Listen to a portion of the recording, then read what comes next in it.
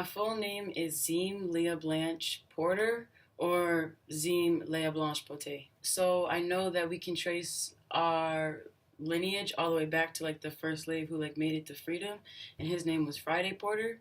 And like it's a like tradition in my family to go back to Louisiana and actually go to his like gravestone, which we had to like pay for because in New Orleans, like if you don't have graves above sea level because it's like raising down a lot, you have to pay extra money because the environment is making them erode. So I just know that Friday Porter was like the first freed slave who decided to keep the surname of Porte or Porter. Like in French culture, how you like name someone is like, or like how you come up with new words is you take two existing words and smush them together. And my parents used that for my birth name, which is like Leah Blanche or Leah Blanche. So they took my dad's name is Louis, spelled the French way, and mom's name is Ia. Louis and Ia make Leah, and then because like of like some voodoo or like spiritual aspects of being Creole, they like think that like not that I'm the reincarnation of my grandma, but like I look so much like her that her spirit must be in me. So Leah Blanche, Leah Blanche. My name Zean is in the same tradition. I chose to use the word like when I named myself, I didn't want to totally get rid of my culture, so I took the words zest and gleam and I put them together to make Zean. I was born November 10th, 1997, at the Mayo Clinic in Rochester, Minnesota. I'm a test tube baby. My parents actually worked at Mayo Clinic so they could have me. Okay. Yeah, because keeping a baby was hard for them. My dad moved here on like for journalism, and he was actually married when he met my mom, and she was dating one of his frat brothers, and she's a brat, so like meaning that both of her parents are from the Marines or like in the service.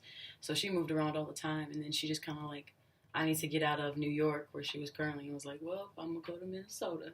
So both of my parents kind of came here because of jobs, and then stayed. I live in North Minneapolis. I've lived there since I was 2. I rep North Minneapolis very hard just because of the stigma around it and like all the cultures that have come. Like it's kind of a conglomerate of a lot of cultures now, which is nice. But like back in the day, Jewish folk used to live there. It has always been like seen as the ghetto and like all the connotations that come with the ghetto. So like Jewish folks used to live there in the 70s, and then as like more black folks started to come up, it became for the black area, and now you see a lot more Hmong and like Somali folks live there as well because it's just like has very great bus lines and like cheap homes. It's like a dirty rose on the outside. It like definitely looks a lot bigger on the inside. Just kind of a small North Minneapolis home, 2 stories, classic. So like my parents were very intentional about making it a classic kind of like black intellectual home.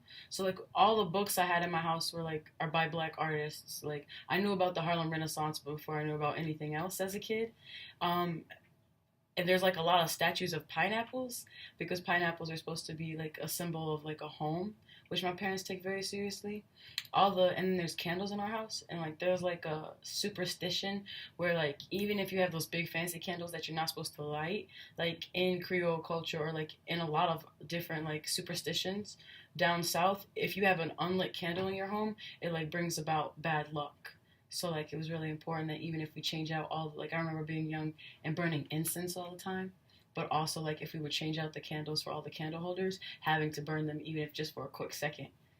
There's actually one huge wall in my house that has like every single like woman in the household, because like having a portrait done of like the woman of the household is like very classic. So if you see the old paintings of my great grandmothers, and they all have like pearls and like a hat on, because like in black culture, like black southern culture, especially like Christian, like having a hat is like how you knew you were formal. Like you weren't done up unless you had a hat on.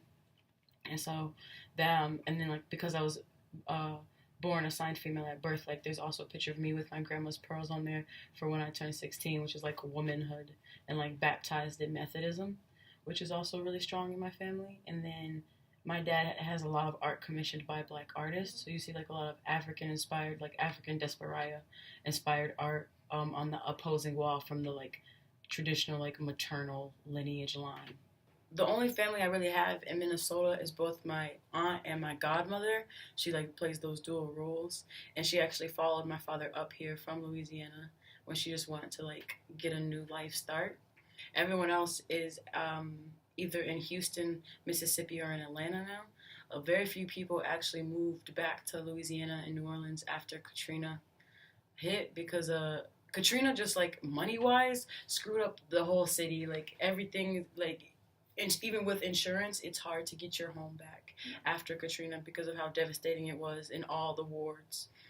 My mom's side of the family is a little bit more harder to explain because like both of her parents are multiracial and like anti-blackness makes it so that like we can't go to North Carolina because like that lineage of my family like are Irish and part of the KKK. So like if we were to go back, especially because they own a lot of land in a small town in North Carolina, it would be like, what are you Negroes doing here? Like, you know.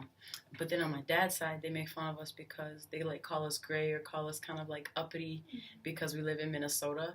And like being from the Midwest when your family is Southern is like what you know about culture. Like you're just surrounded by white people and snow. So like I think that's interesting because then my baby cousins who do live up here, who are my aunt's kids, like we were like really close. Like even my youngest cousin Sasha was born on the same day as me. So, like, we have, like, a spiritual lineage together because we have the same birthday. I'm, like, awkwardly close to my parents, like, extremely close. Like, I still go home every Sunday, and we have Sunday dinner together, which, like, is important for traditions again. But, like, we still sleep in the same bed. When I came out, my parents were, like, confused when I came out as queer and trans, and then immediately get on the bandwagon. Like, they both now are on a board for, like, human rights campaign to, like, spread joy and love for everyone else. They love me and really worked hard for me. And I think it's, you know, when I go through like bouts of depression, it's like I don't just take it on alone because like mental illness runs and like health runs in my family. And my dad actually has like the same like manic depression and ADHD and like he has the same mental illnesses and anxiety as me, as well as like learning disabilities. So my dad and I are super close, not only because I look a lot like him and we are the same person, but because we go through like systems of oppression, see us in the same way as well too, as far as like mental health goes.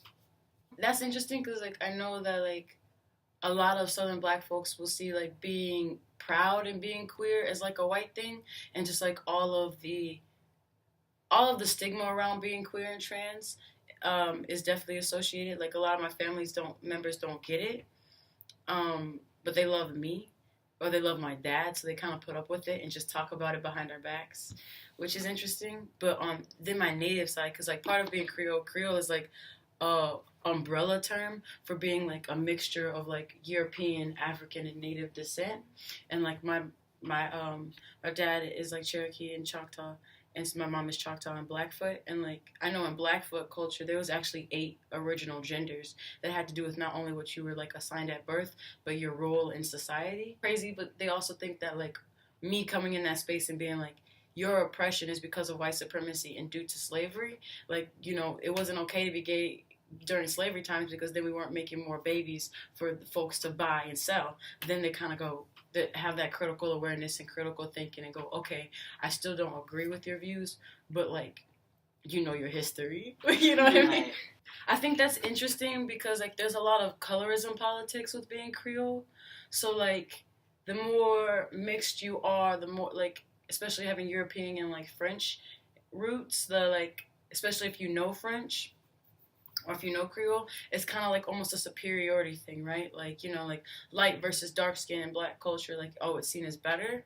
And the way my family's pride around being Creole is not rooted in our skin color, which is interesting, like, especially since my grandma's name is Blanche because, like, she came out, or Blanche, because that means white in French. Like, she was a pale baby, and, like, in her generation, that was seen as a beautiful trait, whereas like now my family does not, like, typically like our Creole heritage is more wrapped up in food that our pride is, instead of like being like light skin or having good hair, you know. Whereas like I think a typical Creole culture, there's more distinction between class, because like there's a lot, like if you in Louisiana, especially before Hurricane Katrina, being Creole gave you like historically gave you a leg up, right? So like, oh, it's not only about being light skinned and knowing French, but also like being able to afford like having a nice foyer. You know, a foyer is like when you first walk into the home. Like my dad still takes that seriously in how he constructs his, like having Parisian furniture is nice, but it's not like, oh, having Parisian furniture is nice because it's more expensive and because I'm Creole. It's more like I love Parisian stuff and I'm Creole and I'm blessed enough to afford this, but people who don't have this aren't lesser than. So like, not maybe in my nuclear family it's not like this, but like definitely on my dad's side and my extended family, if you're a woman and you don't know how to cook traditional foods like po' boy, gumbo, like, you know, jambalaya, like you're a laughing stock of the family. Like one of my aunts, one of my great aunts makes really watery, like you say watery instead of watery because that's just how they pronounce it. But if you have like watery gumbo, like she does, like she made watery gumbo once, like 30 years ago, and I know about it because if you're a woman and you don't know how to cook or your cooking's not well, it's seen as reflecting badly on the whole family. And then as far as like men like stereotypes go or like traditions, Creole men are known for being more attractive, but like that's caught up in those colorism politics again. So like a lot of them can be like players or like, you know, like that like jazz cat back in the day kind of thing, you know. I think that is kind of like stereotypical, being like aesthetically looking nice is not like a metrosexual thing. It's like a traditional thing. Like we all look good because you're supposed to look good. When she initially came into the family, they like wouldn't even call her by her name Ia. They would just call her Peaches because they were like, "Who are you? Like you need to prove yourself to be in this family, and like you need to know how to cook." And like, but her peach cobbler is really good. So like that definitely, like being in the kitchen with my dad, like the mother, like the women on my dad's side of the family, and like knowing how to cook definitely did help her. But like at first, they were like, who she thinks she is, because my mom, like her hair is like naturally straighter, so they're like, oh, she thinks she's gonna be good with us just because she like light skin and has good hair. Like no, you still need to prove yourself. So like it probably did help that she's a great cook, but because she doesn't have those like same southern, she doesn't talk like a southern woman, so like, so, and she's very much into academia, so there was like a little bit of push and pull back of like, oh, you, here goes this, you know, Lewis went to Big Louis, or like Little Louis went to Minnesota, all high and mighty in academia, and like has an academia wife, like, oh, thinks he's all that high and mighty type stuff. But I think she really combated that through food. As far as like on my dad's side, because that's what I'm Creole, I think him not being close to his father kind of affected it, just because one of my great uncles had 3 families, and and none of the women knew, right? And so I think that impacts how I see relationships today, because I'm polyamorous, and while I wouldn't be like, oh, it's in my blood to be this way, I definitely think that the fact that there was so many like multi-dimensions or people having multiple lovers in their lives in my family does like make sense, and like is how I reason it historically in my head. My aunt takes great pride in like speaking, like using French language, even though like it's not might be Creole. And then I know another thing, like the language barrier in my family, while you don't think it's big, especially like being black is often seen as monolithic, like, oh, this is what it means to be black, and like that's typically like having your language erased during slavery. Like there is, I guess, like there is still like a language barrier. Like I can't understand my great uncles at all. When, you know, the Middle Passage was happening and stuff, like Creole folks were like definitely like a broader umbrella term for folks who had Spanish, French, African, and Native in them. So like if you were any one of those combinations, you would be like thrown under the term Creole. And like because like a lot of Creole folks spoke both Spanish, French, and English, like being black, like it was almost like a way to get towards freedom. If you could be like, oh, well, I can translate for you, or like I can be your explorer, your guide, like I can help you among these different trading posts, you know. So like there's like, and then you see that hierarchy come in later on, right? Especially with colorism and stuff. But I think now, like especially being like, especially in Louisiana and the Louisiana Purchase, which, you know, like when America bought Louisiana from France, like there's this like deep pride in like the French aspect of it. Like my dad likes to say like the French are the most interesting of the colonizers, and that's because if you see like the way that French folk in relation, like instead of like Portuguese down south or even British, like or like you know like settlers who came from over on the Mayflower, like the French were like, let me learn your culture before I just start trying to trade with you. So I know that like my dad or whatever likes to say that not only are they the most interesting and the most French, but it's like really integral, right, to our identity, even though there is like still like deep oppression still in that, like you know colonialism and like and slavery, right, later on, and like or even just like how trade deals don't go down for like being Native American, because like the French were a lot more respectful in the beginning when it came to like trading. I know my dad like has pride in that, but then it gets kind of like not whitewashed, but like the oppression is kind of like glamorized a little bit more. So like when it comes times to be like, what does it mean to be Creole? It's like it's washy. It's like really hard to define for just one person because it's like being mixed. It's being to be Creole is to be mixed, which is like is has all these other connotations of like light skin privilege, beauty privilege, or even just language privilege of being able to like speak multiple languages. Like I know that I feel guilty that I didn't learn French because my dad really wanted me to learn French because like that being bilingual is very important to being Creole, at least to my father. Yeah, I don't feel connected at all, and I think that's like mostly because my dad did decide to move away from Louisiana and stay there permanently. Like when we go back to family reunions, we are like kind of the odd man out, but that's because we don't know like I don't know my grandfather very well. I don't know what Slidell looks like. Like I can't like I've never been to the bayou. Like I don't know what it's like. Like a lot of my cousins still will go like in the summertime. There's a tradition of like living on the farm or like living like in the swamp area with like you know your great grandma who has like that outhouse still and like you know like that typical southern tradition. I don't know any of that. Like I'm from Minnesota. Like I like rep Minnesota and Prince harder than I do like I do the French Quarters, like or like can understand why like it being such a tourist attraction is now like something to complain about. I don't know, like if I go down to the like to Louisiana, I'm like one of the tourists. So I know like I feel very distant in that way and very not shame, but I feel a little bit of guilt when it comes to not knowing Creole or like and then a big one is because I am like was assigned female at birth, like I don't know how to cook at all. And like if my grandma was still alive, that would be like horrifying to her that I don't know how to cook, especially that I don't know how to cook like pretty much like gumbo and jambalaya especially. I don't know how to cook those at all, and then I'm also like a pescatarian, so like then if I did learn how to cooking it without like sausage and not making the sausage by hand, she would like faint.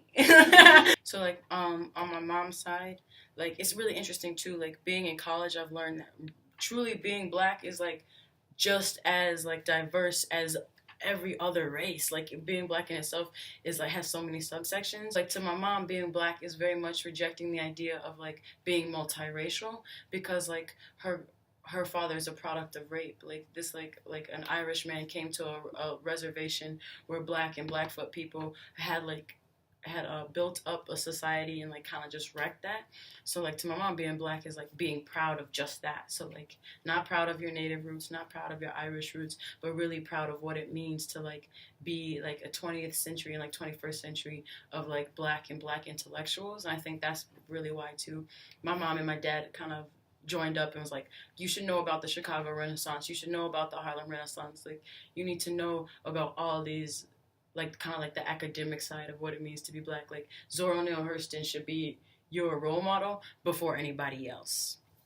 So like going back to like gender roles and stuff, like I know for both like typically what I've noticed not just in my family, but seeing through my aunt too, because she grew up Methodist but now is a Lutheran. It's like typically like whatever the man is of the household when it comes to Christianity, that's like because you know like there's different categories, like that's what you become. And my dad grew up Methodist, so I grew up Methodist, even though my mom grew up Catholic.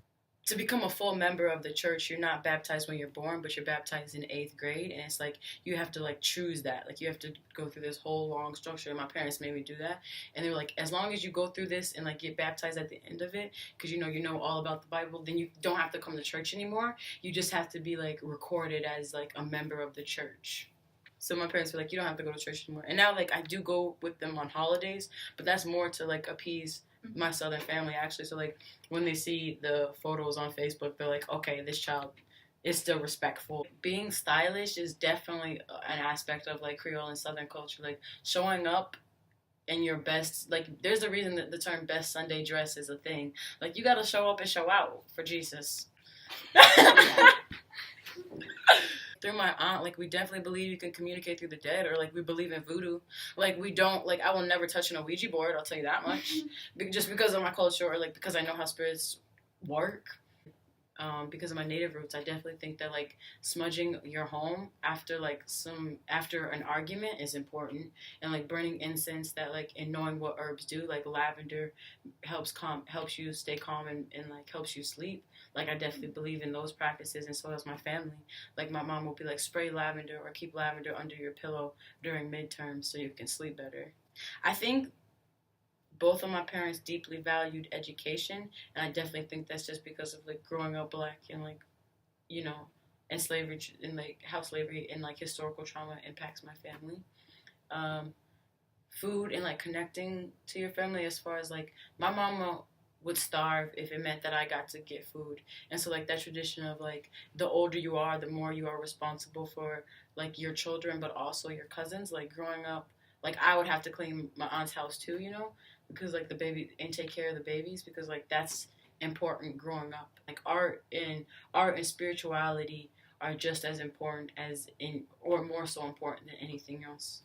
A perfect example is that I didn't realize that everyone at Christmas didn't have a fish boil. Like, I thought that, like, was a staple for holidays. A fish boil is when you have this huge pot and you put, like, crab, lobster if you got the money, shrimp and crawfish, and then my aunt adds little baby corn on the cobs into one big pot, and then you put this, like, secret spices, and you, like, boil it all day, and then you put newspapers on the table, and then you just dump it all out, and everyone has their own little butter dishes, and you just, like, cut, you know, like, you just, like, shucking crab and crawfish all the time, and, like, that's very, you know, like, stereotypical for the holidays. And, like, a Creole meal is, like, using, like, cayenne pepper. Like, for me, if something doesn't have cayenne pepper on it, it doesn't taste good.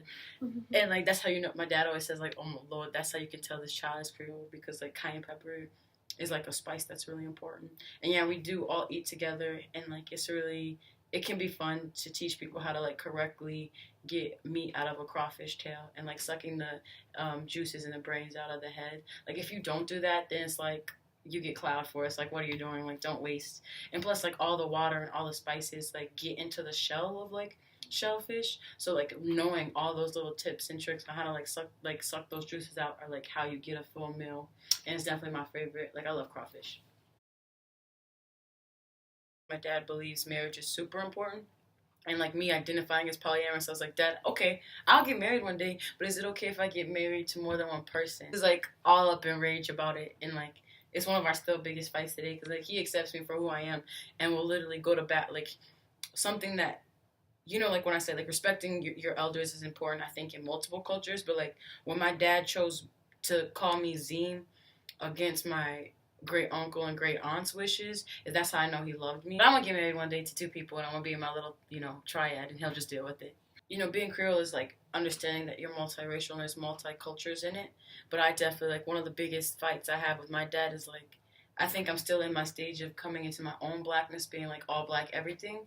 Whereas my dad is like, why are you limiting yourself to other partners or, like, people of other races, you know? Like, because to me, I thought marriage meant black marriage. Like, that was the same thing. My dad believes, you know, the more mixes there are, the better, you know, which is definitely part of being Creole, I think. In the future, as long as my family understands and respects, like, all the little superstitions I do, especially, like, with the candles, or, like, you know, praying, or being like the blood remembers, or, like, honestly thinking that, like, one of my kids might be the reincarnation of my ancestors, because, like, that's what we think, then I'll be cool.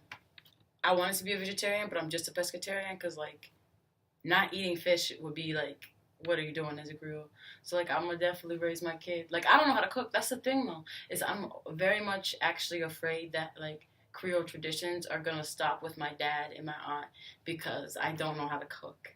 and I don't know French, you know, so like I could tell them about it academically and I could do that aspect, but like as far as the culture goes, the gender roles I threw out, you know what I mean, the language I threw out, I don't know how to cook, so I'm afraid my kids probably won't. They'll probably see it just like how I see, like how much I'm connected to my Irish roots is probably how much they're going to be connected to their Creole roots, which is kind of sad. The history of it, like if you get into the nitty gritty of it, of just how like Creole explorers back in the day kind of fostered these like multi dialects, and it's really cool, I think. And it's sad that I don't know the language, because being a writer and a poet, language is so important to me. Or even just the like French tradition of like creating words is really cool. Like I based my whole name off of that, right? So I'm very much proud of that, and I think that like French, like Creole and French food are the best and reign supreme to any other food, especially like, you know, cayenne pepper. So I think that's like what I'm the most proud of, because it tastes the best.